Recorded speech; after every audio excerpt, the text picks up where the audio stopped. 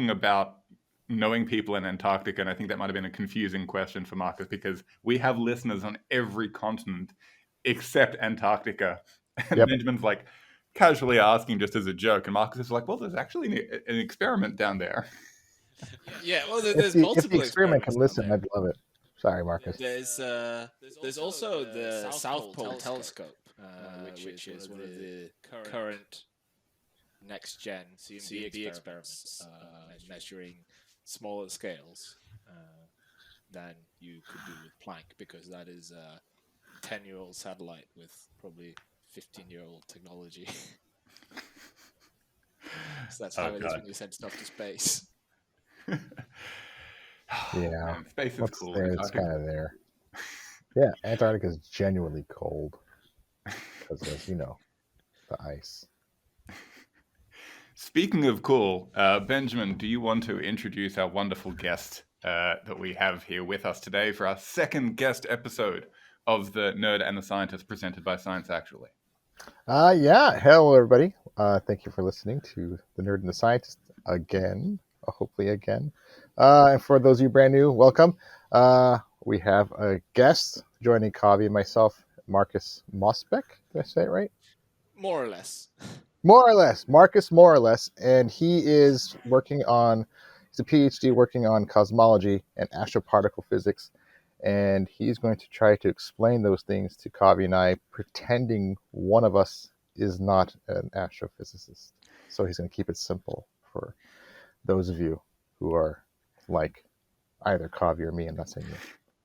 Well, Marcus actually knows that he has to speak to me simply because Marcus just completed his PhD at the University of Sydney, where I'm based. So we're very well acquainted, and he knows that I need small words generally to understand the incredibly complex things that he works on. So you're saying in the world of astrophysics, he outranks you? Do you have to get him coffee and do his laundry? No, see, in the world of astrophysics, if you outrank someone, you're the one buying the coffee. Yes. Oh, wow. That's kind of backwards. Yeah. Okay.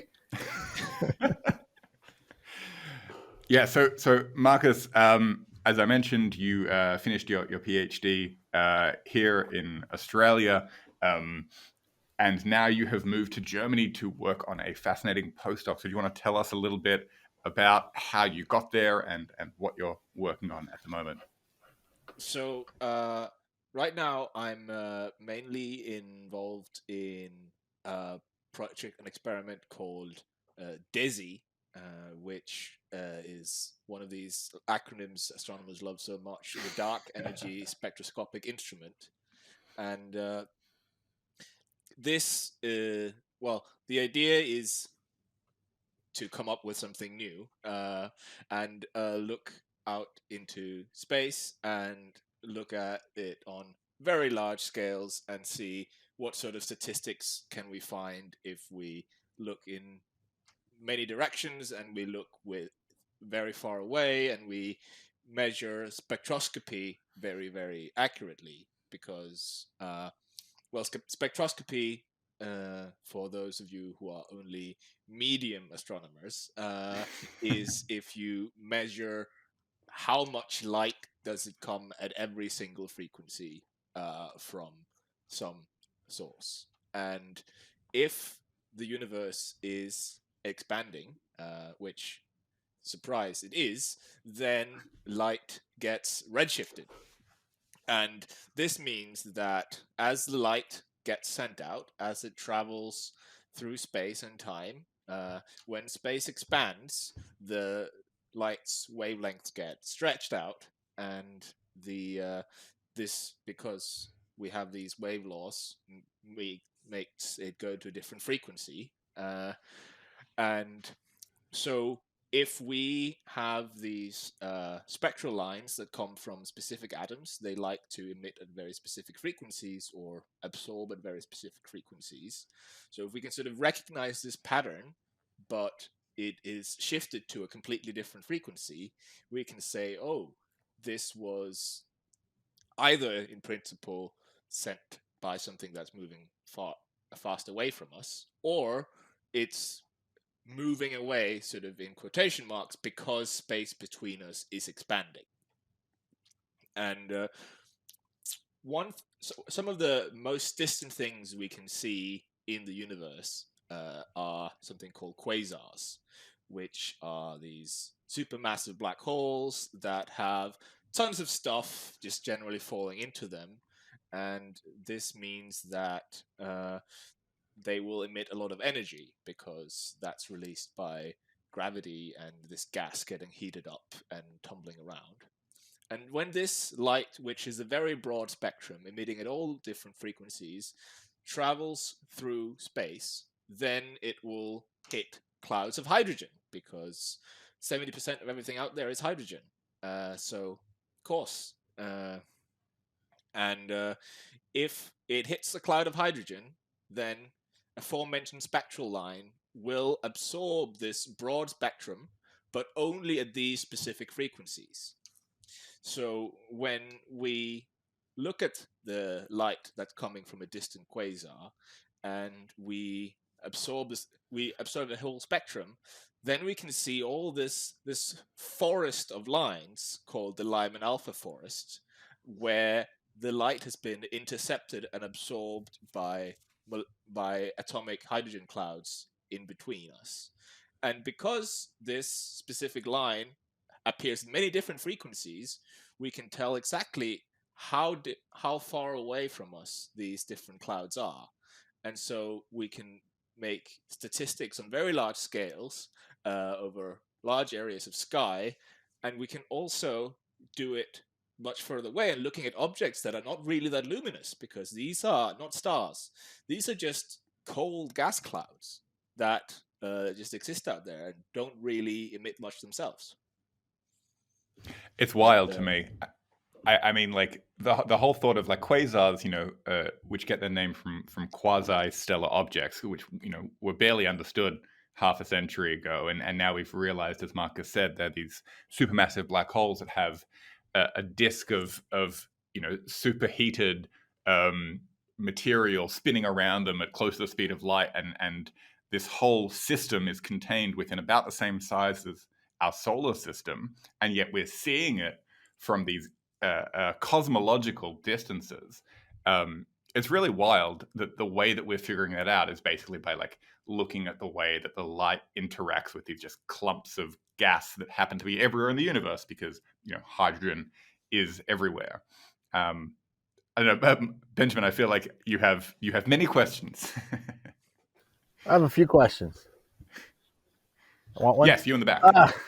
Well, Marcus, you mentioned earlier that when things are redshifted, it's either because it's moving away or simply because the space between us and the object we're looking at is stretching because the universe is expanding. Are those two ways of saying the same thing, or are you able to tell the difference if it's moving? So as according to this, they are not two different ways of saying the same thing. They're two different effects that compound. There you go. And well, you can't necessarily tell the difference. So this leads to something we call redshift space distortions, in that the actual redshift we see of an object is just the sum of the universe expanding and whichever velocity the object has towards us or away from us. And there is some distribution of random velocities that these objects have, and maybe there's even sort of statistical average of velocities if they're all near some big attractive lumpy objects they're all moving towards. Then this is something we can learn from as well. So actually, in principle, it could be seen as a nuisance, but at the same time, it is something we can do additional statistics on and extract extra information by taking into account these redshift space distortions. Very cool. Very this cool. is something that people who are much better at statistics than me do. Astrostatisticians, right? Yeah, something like that. That's a real name of a real field. Just a real thing. Yeah, another cosmologist here at the University of Sydney, Geraint Lewis, I heard him mention that recently in a paper that he had put out, also using quasars to measure how time slows down in the distant universe because space is expanding. And so that whole I think thing you're cutting in and out, also though. used a lot of astrostatisticians in the process. Yes.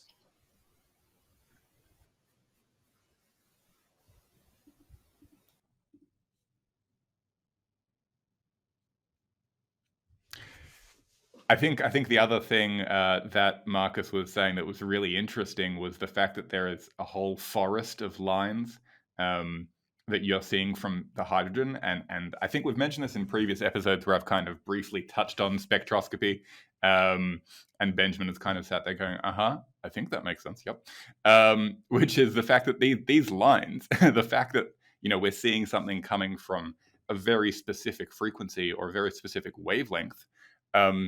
Is because when an electron in an atom is either energized by a photon and jumps up a level or jumps down a level, and in the process it loses energy, so it emits an electron, emits a photon, I should say, rather. Those energy levels are very discrete. Those energy levels are, specified.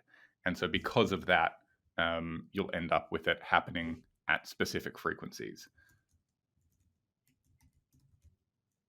Yeah, and so the funny thing about the Lyman alpha forest, as it's called, is that it's really only comes from one very specific hydrogen line, the so-called Lyman alpha line. Mm-hmm. And because this is such a powerful, like strongly coupled line that, and because it is occurring in neutral atomic hydrogen, which there's a ton of, then this is the one that will completely dominate the spectrum at these times. And this is very cool. The funny thing is, this is not even really what I'm working on. Oh my! We've gotten sidetracked already. Well, what are you actually working on? Yes. So the thing we were talking about is you can do some statistics based on how these lines, how closely they are together. So you can use it to tell us how does matter clump together, right? In that we can see how big are these clouds of gas and how close do they clump together, and we can do statistics on this, and that tells us on large scales how does matter clump. And so the question we can ask is why does matter clump? Matter clumps because it's heavy, and why does it clump in exactly the way it does, forming galaxies, galaxy clusters, etc.? This is because we have something called dark matter. We can compute very precisely how the universe is supposed to clump in the early stages of its evolution. This is also what gives us the spectrum of the cosmic microwave background, where the little lumps of different temperature tell us something about the scale of clustering at the time it was emitted, about 370,000 years after the Big Bang. And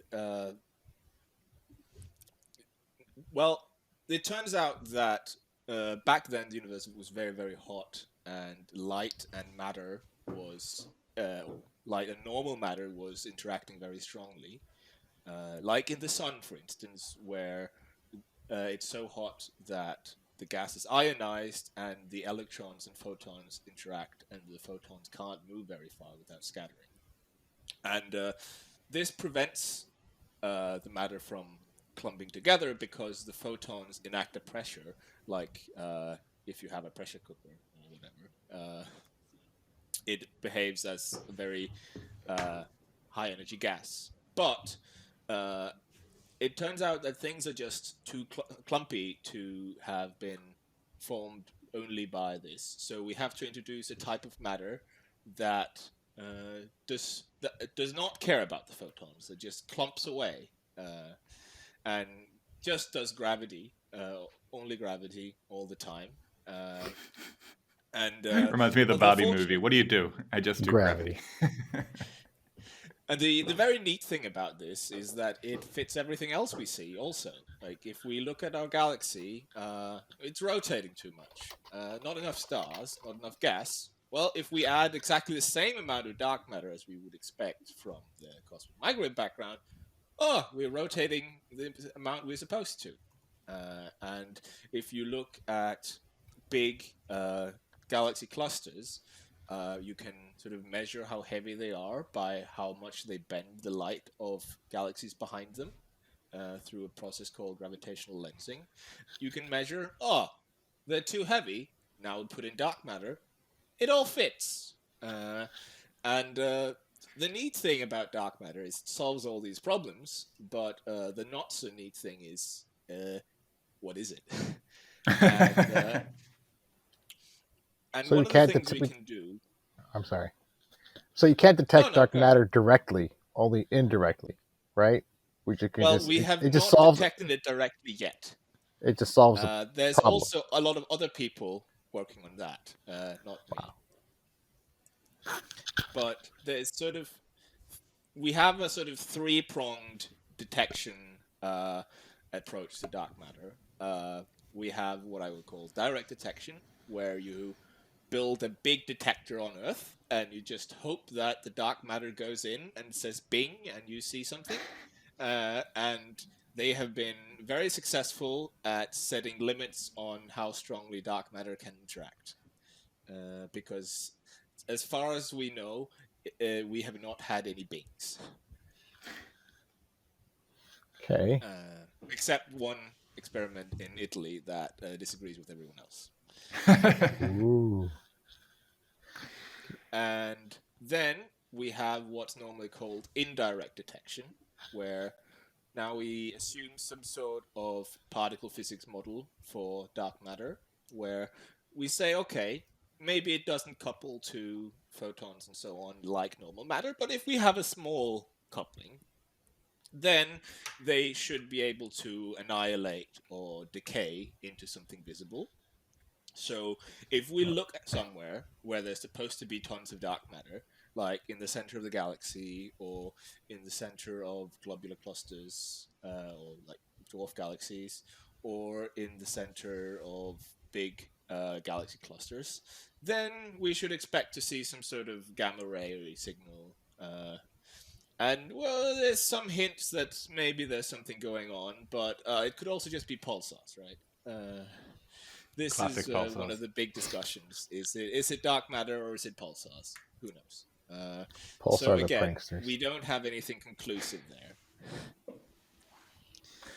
That's awesome. And the third approach, which is mainly my thing, the thing I mainly do is structure formation and early universe effects.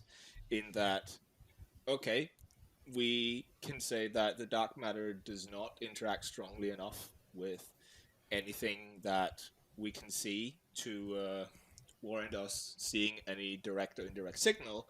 But if it has, its particle properties will still affect how it behaves in the early universe and how it behaves on large scales and so on. So we can see to an extent the type. We can maybe not necessarily say the precise particle model, but we can say sort of which type of particle model we should be looking for by looking at how does matter cluster.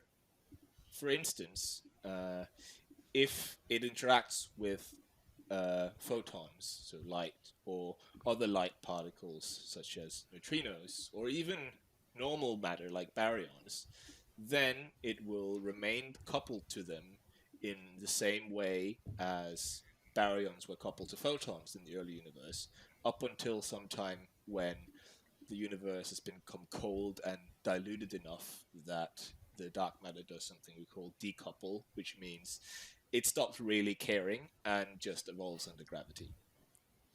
And from the fact, and the later this happens, the more structure is suppressed, right?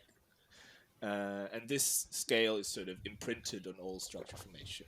And since we've not yet observed this specific, conclusively, any specific suppression scale, but this is also one of the ways to set limits on what kind of dark matter interactions are allowed, just by saying, okay, if we see something, that's exciting.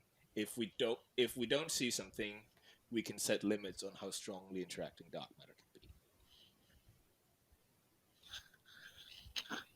It's a fun aspect of science that you don't really think about when you think of a scientist. You're normally like, scientists make discovery and say eureka, and like that's kind of how people picture us. But the reality is that, as cool as finding a result is, finding a null result or non-detection can really help science as a whole move forward in terms of limiting what the possibilities could be, because the possibilities are endless.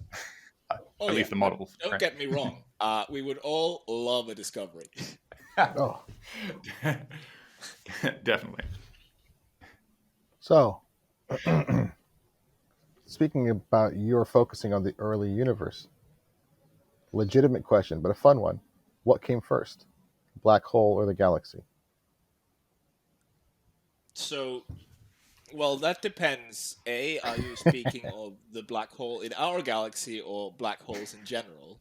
Black holes in general or galaxies in general? See, well, I think this is an open question. I think the big question is something that a lot of people are working on. It's very exciting at the moment. Is whether something called primordial black holes exists.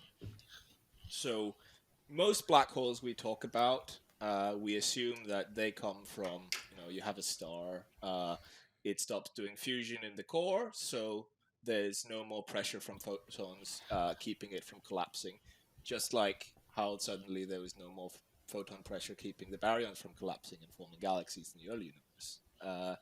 And because this is much smaller scale, suddenly the gravitational pressure is very high. Whole thing collapses, becomes too dense to exist, and becomes a black hole essentially.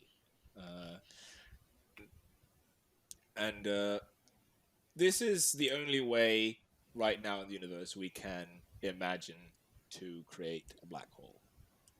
But in the early universe, all the overdensities and underdensities, the galaxies and voids that exist today, come from sort of initial random distribution of overdensities and underdensities. And in principle, some of these random overdensities could be dense enough that they just form a black hole from the start.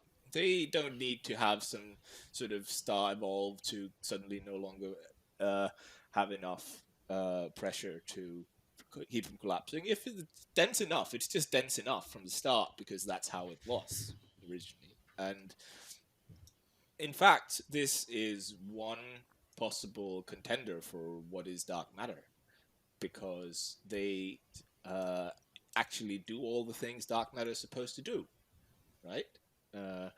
They existed in the early universe. They don't really interact very much outside of gravity because, again, it's just a black hole. It's just a big heavy lump, and they are heavy enough. Like they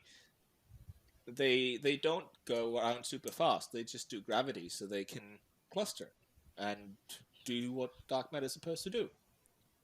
Right. So again, we love coming up with theories, and then we can write a lot of papers killing those theories.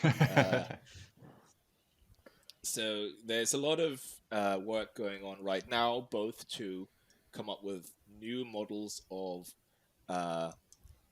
actually forming these primordial black holes, because it's a little bit tricky to do it without messing up some other observable. But also there's a lot of papers out there that say, okay, because we're not seeing this, or because we are seeing this, then there can't be too many black holes of this size around.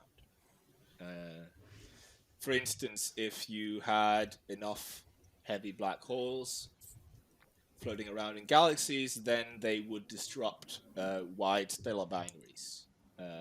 If you have a wide binary of stars, then they're not that tightly gravitationally bound. They have very long orbits. So if a big heavy black hole decided to fly by, then the three-body interaction could easily disrupt the orbit, and suddenly you have no more wide binaries. And because we see these wide binaries, we know this can't happen too often. Another example is LIGO, like hot, exciting buzzword science, gravitational waves, is that we have a rough idea of how often these black hole mergers happen because we just turn on LIGO and wait and see how many we can see, and we have a rough idea of the range of LIGO, and then we assume we see all the ones in LIGO's range with about or some fraction based on how efficient we think LIGO is, and then we can count how many are those happening, and if there were too many of black holes formed at this mass in the early universe, then maybe we would see a lot more mergers than we are. Again, this can put limits on how many of them can exist. How many black hole mergers has LIGO detected? I thought it was like a rare thing to observe. I think we're in the order of 100. That sounds about right to me. Yeah. There's this lovely picture where they add every merger of this the stellar graveyard, where it's quite rare for it to see neutron star mergers because they're not as heavy as black holes, and so the signal is weaker. But they have seen a few, and so this could, in principle, be one of the ways to confirm our primordial black holes, because when you look out there and you see a black hole with some mass, then in principle you don't know where it came from. But all the ones above a certain mass could plausibly come from a star, and therefore probably came from a star, if we're being honest. Where a lot, but if we were to see a black hole less massive than a star, or less massive than I think is called the Chandrasekhar mass, is that the white dwarf neutron star boundary? Yeah, Chandrasekhar is the white dwarf mass limit. Yeah, okay.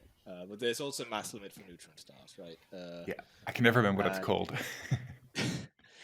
But yeah, so if you saw something below this mass, then you could plausibly assume it didn't come from a star, because these black holes come from very massive stars that whose remains are too massive to form neutron stars, right? So if you have an actual black hole that is smaller than this, then where else could it come from? It must have just been there all the way. It's wild. I think we need to. I can see that Benjamin has a lot more questions to ask, but I think we're going to do a very quick ad break, and then we will be back after the ad break for us to talk more about dark matter, black holes, the universe.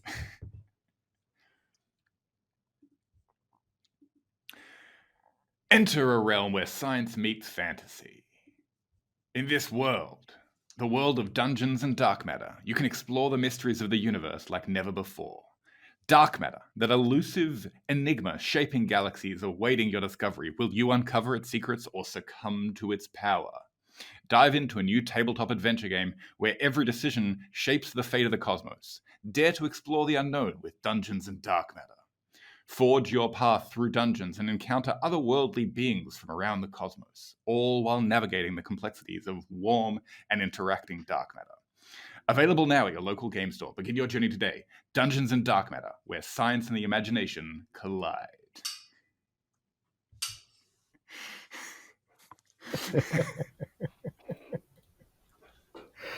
Quality. Benjamin's shaking his head. I liked it. That was a good one. It was a good one. I liked it. Nice to buy something you can't see. Yes, exactly. Quite literally. It makes production really cheap. That works on double 2 levels. Because it's fictitious A and because it's dark matter B. Get it? It works both ways. You can't see it, but you can feel it. Wait a second. That means we can technically sell people dark matter stuff. They can't see it anyway. Yeah, so this is actually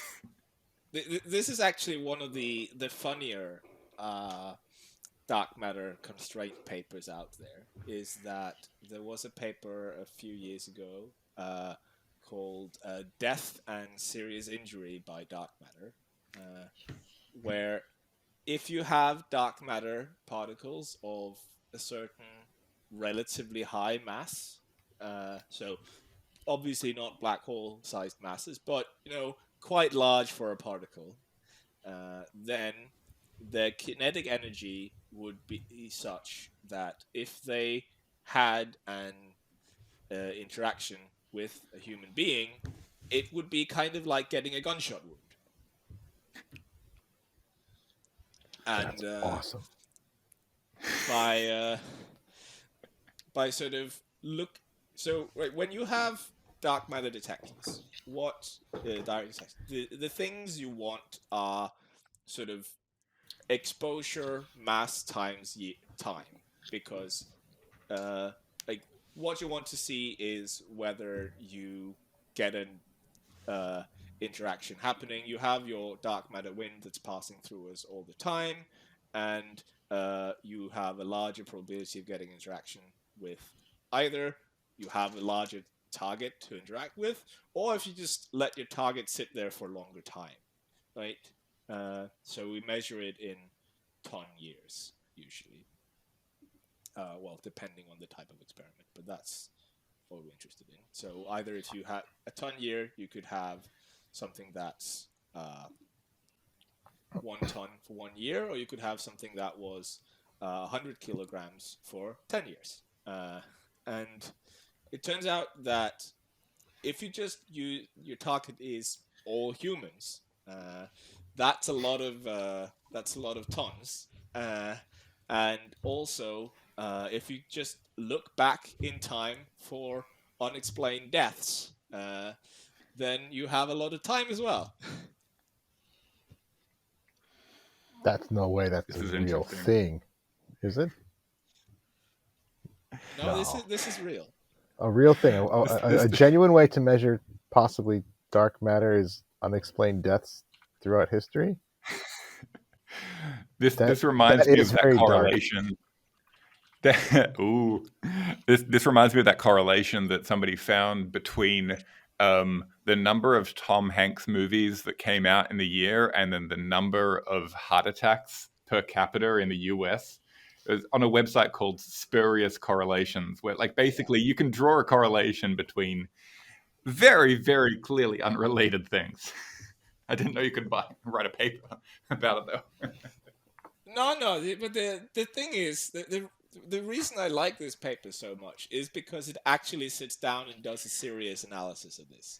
It sounds like a joke, but it isn't actually only a joke. Oh, it isn't actually only... Wait, was this an April 1st paper? No, this is not an April 1st paper. So it was originally put on arXiv on July 15th, 2019, and it was published in Physics Letters B on April 10th, 2020. Oh, wow. I'll have to look that one up. For reference, Benjamin, on arXiv, which is the preprint server that most people in our field use to, you can put up a paper there, either arXiv, exactly. Yeah, yes. The Greek letter chi. So on arXiv, what you'll often see is people will put papers up there either when they've just been published or they're just about to be published, and it's a good way to get kind of feedback from the community and also share your results. And often you'll see on the last day of March or the first day of April, you'll just see a flood of papers that are hilarious. And it's basically all of these very, very intelligent people who have developed very complex and advanced analytical tools, applying those analytical tools and their intelligence to silly questions like what is the best type of biscuit? Is it a Jaffa cake? That was one paper that was a couple of years ago by Dr. Eloise Stevens, I think. And yeah, there are some fun papers out there, but it makes it difficult because if you try to publish a serious paper around then, things are a little bit tricky, and people might not know whether you're being serious or not. So I will definitely read into this one. I am absolutely going to read it. I have it open and it's ready to go. Once we're done, I'm going to read about dark matter death. Dark matter death. Sounds like a really weird brand of coffee that scientists would drink. And if anyone else is listening to it, that's my idea. Copyright. Surely there are some dark matter themed, like really boutique brews, like really. I feel like there's like a Guinness style brew that's like dark matter ale, right? So I had a Austrian stout some years ago that was called Dunkle Materie. That's. No, but I'm sure you could find a coffee called Dark Matter somewhere in Sydney. Definitely, probably somewhere around Glebe near the university. What does that say about Sydney? That it's the best city in Australia. Okay. It's definitely got a lot of boutique coffee. Oh, well, maybe Melbourne gives us a run for his money. This is why I keep telling you, Benjamin, you got to come down here, and we'll do an episode live. That's what the people want. Give the people what they want. I am 100% game for that. 100%. I'm just waiting for Elon Musk's boring company to drill a hole through the planet, and I'll just go that way. It's fast. Wait for some of that ad money, the sponsorship money to fly you down. Oh, yeah. Podcast money. Oh, my God. The big podcast bucks. Oh, my God. If you only knew. If you only knew.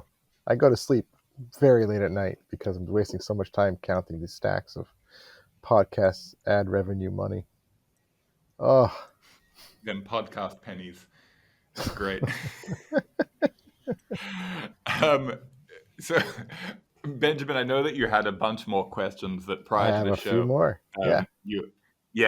Lay them on us because I can't answer them for you after the show. So you got to ask the expert. I did my very best to try to do a little. I brushed up on my dark matter and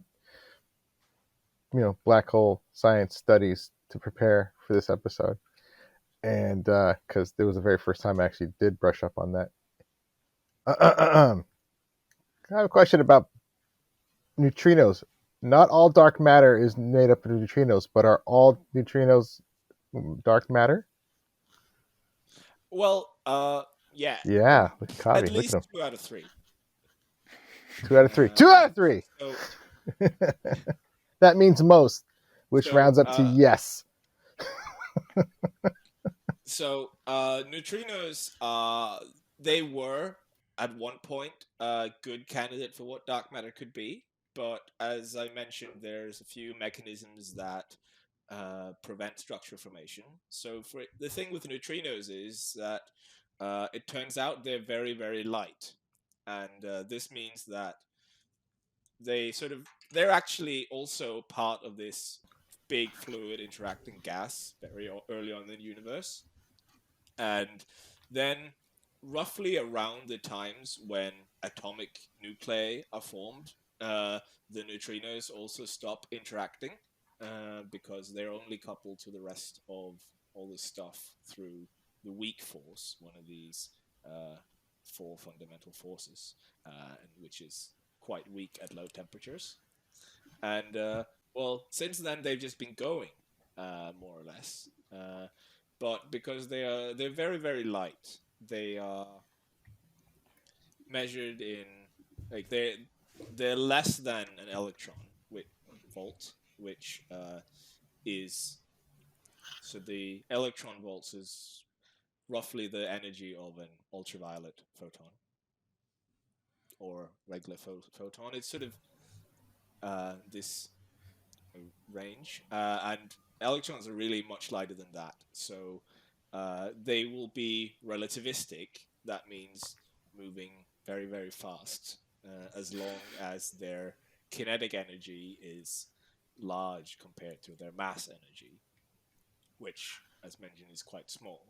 So they are no longer relativistic today because everything that was emitted back then is now very, very, very cold, like the cosmic microwave background. The neutrinos are actually even colder than that because they were emitted earlier and have some mass, so they lose energy faster. So they might have started clustering now, but essentially they just keep going and don't clump together until they stop being relativistic, which happens relatively late compared to like what we need to make galaxies, which is cold dark matter. Well, yes, exactly. This guy. What? It's fascinating. So neutrinos are what we call hot dark matter because they free stream quite far. And so one of the things we use these large-scale structure experiments to do, and that we're hoping to be able to do with this next generation, like DESI and other such experiments, is actually to measure the impact on structure of neutrinos. Because on very large scales, so scales longer than the scales on which they free stream, they actually act as dark matter. So they contribute to the matter budget. But on scales smaller than that, they won't cluster. So we will see like a slight shift in how much clustering we have depending on the scale. And that can tell us something about how much neutrino is out there. And because we know the particle physics of how the neutrinos are generated quite well, that can give us a limit on how massive can they be, which actually the current bounds from cosmology are better than our current best bounds from particle physics experiments here on Earth. Wow, that's wild.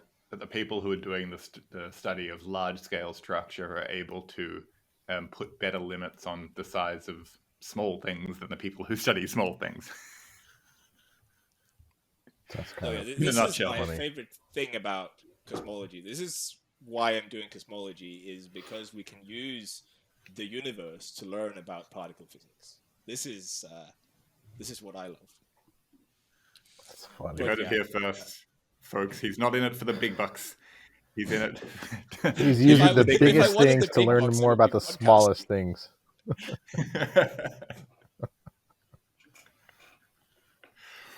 Oh man. Okay, Benjamin, I feel like you're asking a lot of questions that you know the answer to, and you seem to have a good intuition. What was something in your research, your preparation for the show that blew your mind, that you just couldn't wrap your head around? Okay, well, we kind of touched on it because this is all we're talking about anyway. Dark matter is categorized into three groups. There's cold dark matter, warm dark matter, and hot dark matter. But if all that dark matter does is it just does gravity. And I know you refer to cold dark matter because it's slower and it's more massive. And we refer to hot dark matter because it's less massive and speedy. But is cold, warm, and dark the names given to them just because it's a handy way to refer to them? Or is there an actual connection to temperature as we know it? There is a certain connection to, well, it's always going to be cold today, but essentially the idea is for how long was the dark matter particle relativistic? And if it's cold, then we can make the approximation that it essentially was never relativistic. It's obviously not true, but it was only relativistic for such a short time that it has no impact on structure formation. Hot dark matter was like neutrinos, or it could also be other exotic particles like axions, or well, you can make up lots of things. If you make up a light particle, then that is coupled to the thermal bath of the universe. So if it's an interacting part of the soup in the early universe and it's light, then it will be hot. But if it has sort of an intermediate mass in sort of the keV kilo electron volt range, so this is about as energetic as an X-ray, then what you will find is that it will still free stream for quite a while, but it will be able to form structure above this scale, which I guess is a extremely wishy-washy way of saying this is not a candidate that has been ruled out yet. We are just sort of, by being able to probe structures in smaller and smaller scales, we sort of pushing the lower mass limit further and further up. And depending on which observable you're looking at, then the lower limit is sort of on the order of a few keV to 10 keV ish. And again, this is something that this new Lyman alpha forest data will help us with even more, because these are exactly the scales that are relevant to whether or not the dark matter could be warm. I love the language that we're using around this. So not just the fact that we're describing, like the lukewarm dark matter of the universe, but the fact that you said, so we got the thermal bath. You said like the soup of electrons. I mean, before you were talking about clumpy, attractive bodies. Like these terms that we use, because like, I'm not I'm not trying to call you out on it. I'm just saying like we struggle to find ways to describe in language that we relate to these incredible structures and things that are just so far beyond us. I mean, yeah, like calling the Lyman alpha forest a forest, like it makes sense when you look at the spectral lines, but otherwise, like how else are we meant to conceptualize it? Honestly, no, but thermal bath, I like that one. That's my phrase of the day. Yeah, I messaged Kovi on the side just now. Like, did he just say thermal bath? He's like, yep. I'm like, this is fantastic. I didn't even make that one up. This is the actual term. Oh, I'm loving it. Forests and baths. Thank you for bringing it down for me. Oh man, that's great. I feel like we've covered a lot on this episode. I'm sure that our listeners will have had many questions that they might have had previously on dark matter and cosmology and black holes answered. And there's a chance that you probably have many more questions that have come up as you swam through this cosmic soup during this episode. So if you'd like to find us online, Markus, where can the good people find you on the interwebs if they have more questions or want to follow your research? Well, you can find me on Twitter, which I will refuse to update my naming of, at m_Mosbech, Mosbech. That is my name. And then you can find me on Blue Sky at Mosbech, Mosbech .bsky.social. And I think these are the main places you can find me. You can find me on my university's website in the staff directory. There you go. And as usual, you can find me at Fun Fact Science on all of the great time-wasty platforms. Benjamin, where can the good people find you if they want to hear more about the science and nerddom that you're up to these days? Science and nerddom can be found at Science Actually, And that's on all the social media Pine Wasters. I think I got all these guys beat. I'm on every single one of them, primarily on Every Facebook. single one. Pretty much. I'm on all of them. Find me on Facebook, primarily, Science Actually, where you can look at Blue Sky or Threads or TikTok or Hive or Mastodon or LinkedIn or Twitter, because I'm also not going to call it X because no one knows what the hell that means. Thank you so much for joining us today, Marcus. Yeah. No, it was a pleasure. If you have any more burning questions, I'm happy to join again at some point. What if there are only warm questions?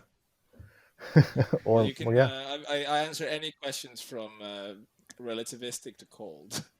Oh wow, that's quite the broad range. All right, Marcus, thank you so much. Thank you. Apologies for my dumbfounded look. Thanks for being here. I was trying to learn. No, it's all good. Only way to do it. And thank you at home or in the car or on the train or wherever you happen to be listening to this episode.